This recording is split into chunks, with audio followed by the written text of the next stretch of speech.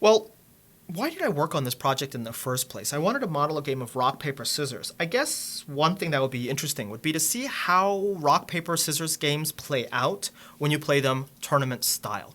And so what I could do with the code as it's written is I could run my simulation 10,000 times and see what happens if we play 10,000 games of rock, paper, scissors. And the results are exactly what we expect. 10,000 games of rock, paper, scissors with each player playing randomly. We're going to win, lose, and tie just about 1/3 of the time. Well, if I want to implement a strategy like this, it might be interesting for me to implement other strategies and to see how those strategies compare. For example, we know that some people just really like that one shape that they want to play. They just like making that scissors shape or the rock shape or the paper shape with their hand. And perhaps they are such a big fan of that rock, their strategy is always play rock. Rock can never be beaten. And we might want to actually say, okay, if we play always rock against always rock, that should probably always be a tie. If we played against a random play, does that do better or worse than another random play? And here we can model random play against random play, or we can model random play against always rock.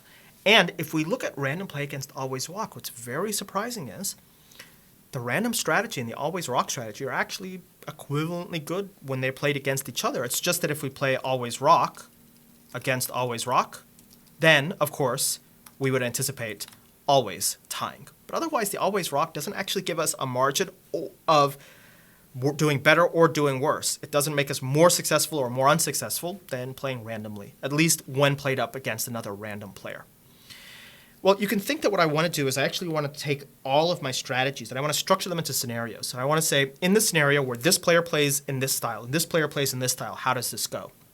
And so I can make use of first-class functions in Python to model the scenarios as just a set of what the player plays and what the strategy and what the challenger plays in terms of their strategy. And I can set up my results. Instead of having one list of my results, I can have one list for each one of these scenarios. I can play the game 10,000 times, and I can see how this plays out. And we can see that random play against always rock, random play against random play, both of those basically 1/3 of the time you win, 1/3 of the time you lose, 1/3 of the time you tie. It's only always rock against always rock that it's just always tie. Do note that when I look at these outputs, the outputs seem to be jumping around quite a bit. This isn't particularly deterministic. And even though my random number generator is seated here, you might wonder, why are my results jumping around in terms of where they're printed? Well, it can't be this line, because this line here is iterating over a dictionary. And after Python 3.6 or 3.7, we know that dictionaries first implicitly got ordering and then explicitly were ensured to be ordered by insertion order. And so that dictionary should be ordered. The dictionary that's created here should be ordered, but it's iterating over this set. Oh, but Python sets are not guaranteed to have a human ordering. They have only a machine ordering. And so the machine-ordered nature of this Python set here is resulting in this dictionary, which is human-ordered, iterating over the set in different orders and giving me a different order, which is then resulting in this bouncing around. And so it stands to reason that I really don't want this to bounce around. It makes it really hard for me to double check if I've made a mistake, for me to desk check this work, for me to even test this work. So I oftentimes need to be very careful about non-determinism introduced into my Python code by use of this Python set. I might want to instead create this by looking at the scenarios in sorted order. Although this won't work because I can't compare a tuple of functions against another tuple of functions. So here, this is going to be a little bit ugly. I have to give this a key, which is the player strategy and the challenger, or the player and the challenger strategy, and I probably have to do something like ask this for its name and ask this for its name, and then sort based off of those just to make this deterministic. And then you can see here this seems to now be stable. Well, I should really definitely take care to remove non-determinism, but I have to be careful about that because I think that the removal of non-determinism in this particular fashion is a little bit hokey, in part because it's based off of the names of these functions. And you can imagine that if I change this to maybe always stone, then here the code works, But my results are going to be different than if it's always rock, even though the actual logic hasn't changed, because perhaps the sorting of this has changed. I guess A is still starts with always, but if I change this to maybe something that wasn't always rock, but it has to be after an R. So ZZZ always rock.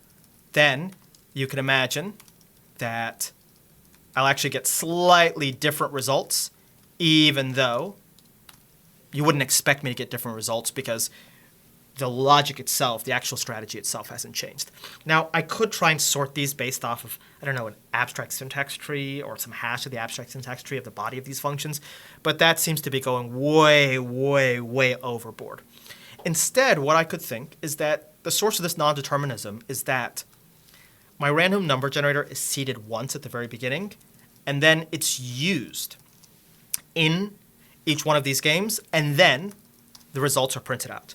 Well, if I think about it, the printing of the results can't just go by sorted order. That's fine, because if the name of the function changes, the sorting of the table that it prints out can change. I would generally expect that. This is for human purposes anyway, so I want Z to be at the bottom and A to be at the top. The random number generator being seeded once, however, introduces some problems, because the order in which I go through my scenarios will then affect the state of the random number generator that starts at the beginning of each one of these scenarios of 10,000 rounds each.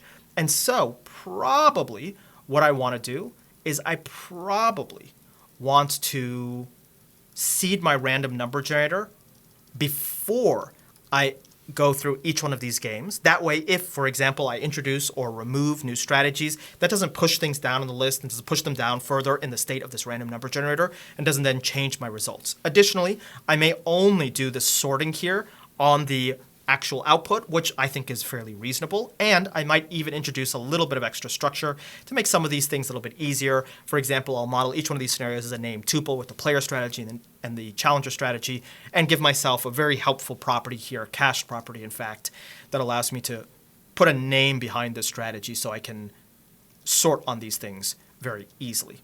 And when I do this, here you can see that even if I introduce or if I specify these in slightly different order, I'm still going to be seeding before I run that scenario. So that doesn't really change this. If I remove a scenario, nothing about the underlying logic itself will change. And the sorted order for display purposes may change, but that seems to be something that's reasonable enough for me to do. Now, having done that, it stands to reason that this is a little bit problematic, because if I have a lot of different strategies, then I have to map out all the combinations of all the strategies. Maybe I can specify these strategies programmatically.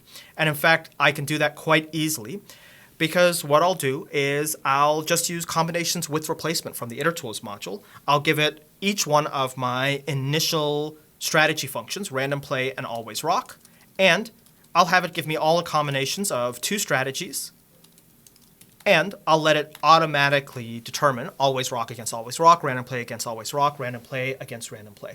And the reason I'll use combinations here instead of permutations is I'm going to assume that random play versus always rock should give me statistically the same results as always rock against random play, even though it does matter to you and me who the player is and who the challenger is. For the purposes of trying to analyze how these strategies play out, it doesn't really matter for us who the player or who the challenger might be.